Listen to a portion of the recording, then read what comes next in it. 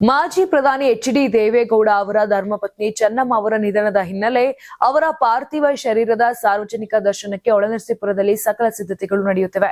ಈ ಮಧ್ಯೆ ಪುತ್ರಿ ಅನಸೂಯ ಅವರು ತಾಯಿಯ ಕೊನೆಯ ಕ್ಷಣಗಳನ್ನು ನೆನೆದು ಭಾವುಕರಾಗುತ್ತಾರೆ.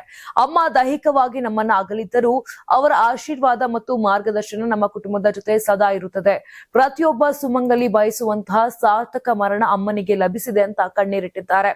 ಇನ್ನು ಆಸ್ಪತ್ರೆಯ ಐಸಿಯುವಿನಲ್ಲಿ ಚಿಕಿತ್ಸೆ ಪಡೆಯುತ್ತಿದ್ದ ವೇಳೆ ಮುಂಜಾನೆ ಶಿವನಿಗೆ ವಿಶೇಷ ರುದ್ರಾಭಿಷೇಕ ಮಾಡಿ ತಂದಿದ್ದ ತೀರ್ಥ, ಶ್ರೀಗಂಧ ಹಾಗೂ ಮಲ್ಲಿಗೆ ಹೂವನ್ನ ಎಚ್.ಡಿ. ದೇವೇಗೌಡ ಅವರು ತಮ್ಮ ಕೈಯಾರೆ ಚೆನ್ನಮ್ಮ ಅವರಿಗೆ ನೀಡಿದ್ರಂತೆ.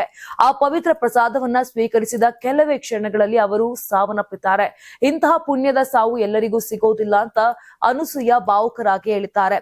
ಅಮ್ಮ ಯಾವಾಗಲೂ ಮುತ್ತೈದೆಯಾಗಿಯೇ ಸಾವನ್ನಪ್ಪಬೇಕು ಅಂತ ಬಯಸ್ತಿದ್ರಂತೆ. ಅವರ ಆಸೆಯಂತೆಯೇ ಮುತ್ತೈದೆಯಾಗಿಯೇ ಇಹಲೋಕ ತ್ಯಜಿಸಿದ್ದಾರೆ. ಅವರ ಅಗಲಿಕೆಯ ನೋವಿದ್ದರೂ ಅವರ ಕೊನೆಯ ಆಸೆ ಈಡೇರಿದ ತೃಪ್ತಿ ನಮ್ಮ ಕುಟುಂಬಕ್ಕಿದೆ. ಅಪ್ಪ ಯಾವಾಗಲೂ ಮೊದಲು ನೀನು ಹೋಗು, ನಾನು ಹಿಂದೆ ಬರುತ್ತೇನೆ ಅಂತ ಹೇಳುತ್ತಿದ್ದರು. ಅದೇ ರೀತಿ ಅಮ್ಮ ಮೊದಲು ನಮ್ಮನ್ನೆಲ್ಲ ಅಗಲಿದ್ದಾರೆ ಅಂತ ನೆನಪಿಸಿಕೊಂಡಿದ್ದಾರೆ. ತಾಯಿ ಚೆನ್ನಮ್ಮ ಕುಟುಂಬದ ಬೆನ್ನೆಲುಬಾಗಿದ್ದರು ಎಂದ ಅನಸೂಯ, ಅಪ್ಪ ರಾಜಕೀಯ ಕೆಲಸಗಳಲ್ಲಿ ನಿರತರಾಗಿದ್ದ ಕಾರಣ ನಮ್ಮನ್ನು 70% ಅಮ್ಮನೇ ಬೆಳೆಸಿದ್ರು. ಪ್ರತಿಯೊಂದು ವಿಚಾರದಲ್ಲೂ ಮಕ್ಕಳಿಗೆ ಬೆಂಬಲವಾಗಿ ನಿಂತರು. ಅಪ್ಪ ಅಮ್ಮ 72 ವರ್ಷಗಳ ದಾಂಪತ್ಯ ಜೀವನ ನಡೆಸಿದ್ದು ಒಂದು ದಿನವೂ ಜಗಳವಾಡಿಲ್ಲ. ಅಂತಹ ಆದರ್ಶ ಜೀವನವೇ ನಮ್ಮೆಲ್ಲರಿಗೂ ಮಾದರಿ ಅಂತ ತಾಯಿಯ ನೆನಪುಗಳನ್ನ ಹಂಚಿಕೊಂಡಿದ್ದಾರೆ ಮಗಳಾದಂತ ಅನಸೂಯ ಅವರು.